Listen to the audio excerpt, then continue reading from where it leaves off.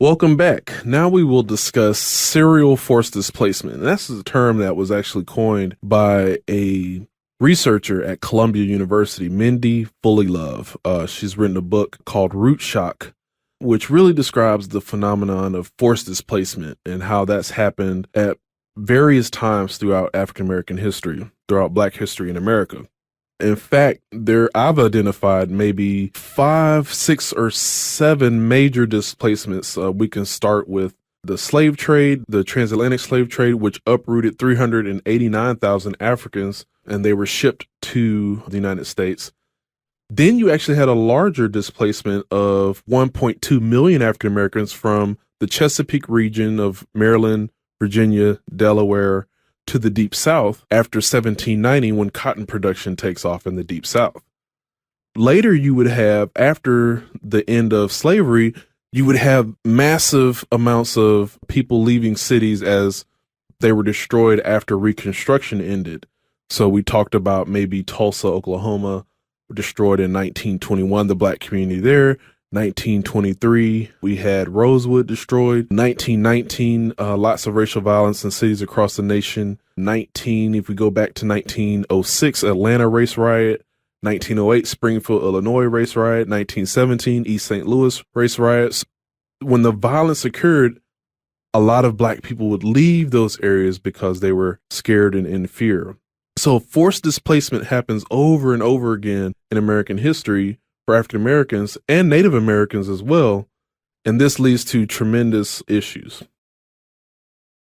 So let's look at the policies that were involved in this here in Baltimore City. There was slum clearance, urban renewal, Hopkins-led eminent domain, highway construction, and mass school closures. Let's look at these one by one. So let's start with slum clearance. Slum clearance was a policy that was used to help actually clear the land that those 5 aforementioned public housing developments were built upon: Latrobe, Perkins, Douglas, Poe, and McCullough. And so we start out with 2,733 homes, and let's keep track of the math. And out of those homes, out of the 2,733 homes, 1,863 Black families lived in those 5 sites, and they were displaced during slum clearance. And so they were almost 70% of the people displaced. Now, only 45% of the new dwelling units in public housing were available for Black tenants, which is 1,125 out of the 2,514. So that means if you take the 1,863 Black families that lived on those 5 sites, and now you say we've only built 1,125 units for that population, we have resulted in a net loss of over 700 homes for people in the Black community. Now, if you know economics, when you decrease the supply, but the demand is still constant, you have actually increased the price because now there are more people looking for housing, but fewer homes are available. So this actually causes a pressure in terms of the amount of rent that people would have to pay, because now housing is a more precious commodity with 700 fewer homes. Next, in 1949, after Congress authorized the Housing Act of 1949, which actually allowed urban renewal, or sort of the demolition it empowered cities, large businesses, universities, and hospitals to reshape their downtowns and create business districts. After that act in 1949 and 1954, thousands of people were displaced in Baltimore City. In 1954, while Mayor Thomas D'Alessandro Jr. was mayor, the Baltimore Urban Renewal and Housing Agency was formed, and they displaced 8,091 families in Baltimore. And again, a large percentage of those were Black. So if you go to the Charles Center near downtown or in downtown, the Charles Center location where there are lots of huge buildings in that area, those were buildings built during urban renewal. And there would be others as well around the city, but that helped reshape downtown. In fact, Hopkins also participated in the displacement of people as well during the Broadway redevelopment project. And that's when in the mid 1950s, the campus was seeking to expand and create housing for professors and their families. And so again, this is when Mayor Thomas D. Alexandro Jr. was mayor. And this project displaced 855 Black families. And you can see this in Maricela Gomez's book, where she talks about, in her book, Race, Class, Power in East Baltimore. I'm paraphrasing her title, but you can find it in her book. And so you can see this picture of the groundbreaking ceremony for the Johns Hopkins expansion and Mayor D. Alexandro Jr. in the middle. Well, this is repeated again in the 2000s when then Mayor Martin O'Malley announced EBDI, East Baltimore Development Incorporated. And Hopkins and the city co-created this entity and gave it the power of eminent domain. And so there's actually construction going along right now on Wolf Street. When you arrive, you'll be able to see it. Or if you walk down the street, you may be able to see it. And a lot of that land here, just north of the medical campus, 88 acres, was cleared to make room for additional graduate student housing. It was made for a public health, mental health lab that's owned by the state. There were originally supposed to be 5 biotech buildings built as a part of this redevelopment. Only one was built due to the recession, the Great Recession, and starting in 2007, 2008. But as a part of this project, eminent domain was invoked and strengthened actually in another Supreme Court case called Kelo versus New London in 2005, which maintained that eminent domain could take place for the interest of private entities. And before then, usually eminent domain had to take place for some public use like a highway or a library, something that was used by people in common. But in 2005, the Supreme Court basically said, okay, you can use this for private interests as well. And in this project, 742 Black families were displaced from the Middle East community, which EBDI is trying to relabel as the Eager Park community.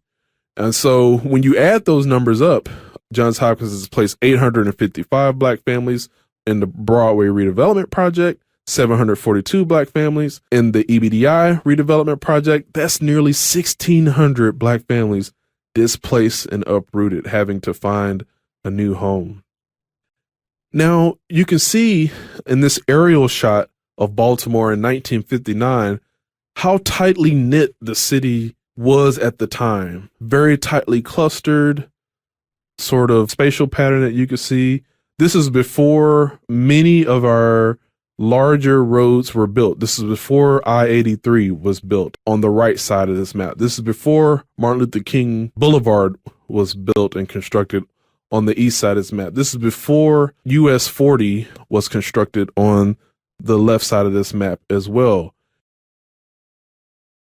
And you can see the differences when you look at Baltimore's aerial shot in 2010. You can see the highway I-83 that goes north-south into downtown, or the inner harbor area, I should say. You can see how that has been constructed and sort of inserted into the spatial fabric of the city. You can see there's a lot less density than there was before. Not as quite as tightly knit. If you look on the left side of this aerial shot, you can see running north to south in sort of a bow shape, winding down from the top until the bottom of this aerial shot. That's Martin Luther King on the left side going from north to south.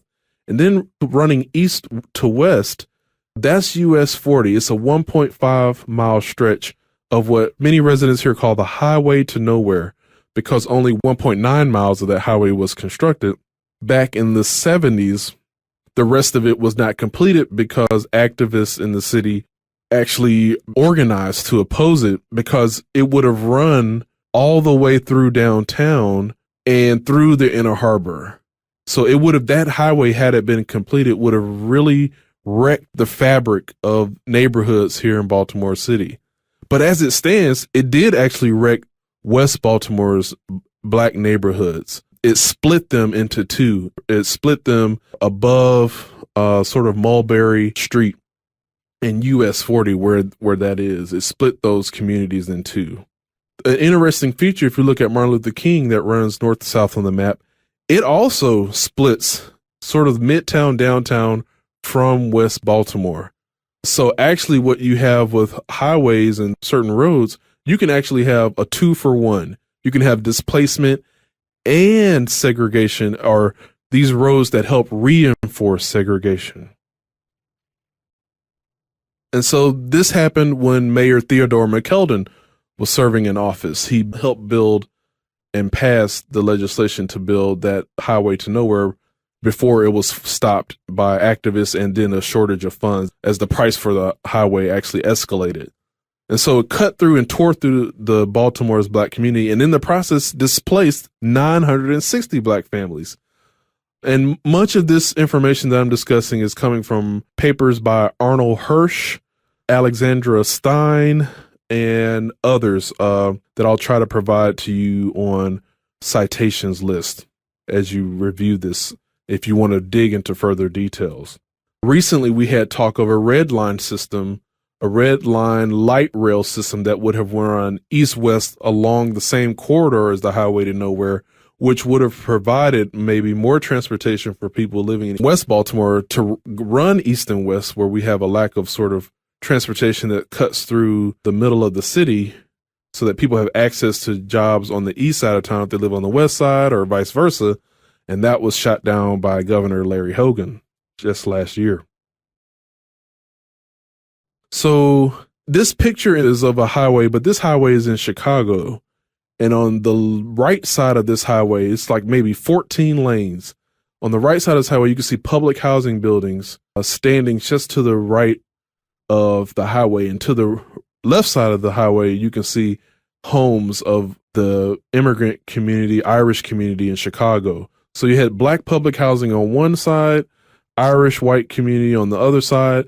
You can see how highways, after construction or during construction, you would need to uproot people who are in the path of that, but then also how it enforces, how that highway can help really enforce segregation as well.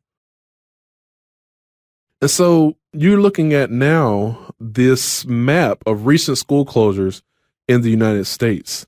Since 2000 or so, Baltimore has closed over 26 schools, over 30 schools actually, with many more slated to close.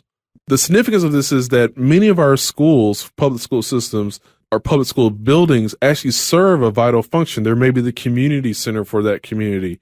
Many of them may run pantries or run other services, after school programs and things of that nature. So when they close, those closures actually, they result in the loss of jobs and services in that community, which can be pretty devastating if the community is already impoverished.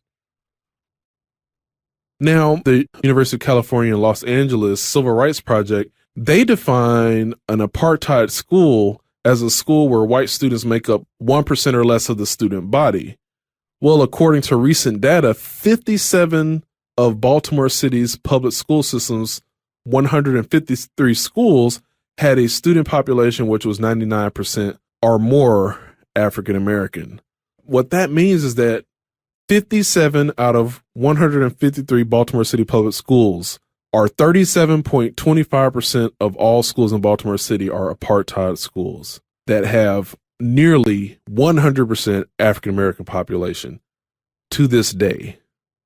And then also in the same year, actually the data show that 83 out of 153 of our schools were 99% children of color. So maybe Latino population and Black, but that's over 50% of all schools. So we actually still have, as you can see, racial segregation that still plays out today. And that's what we're going to talk about in the next section, modern impacts of Baltimore apartheid.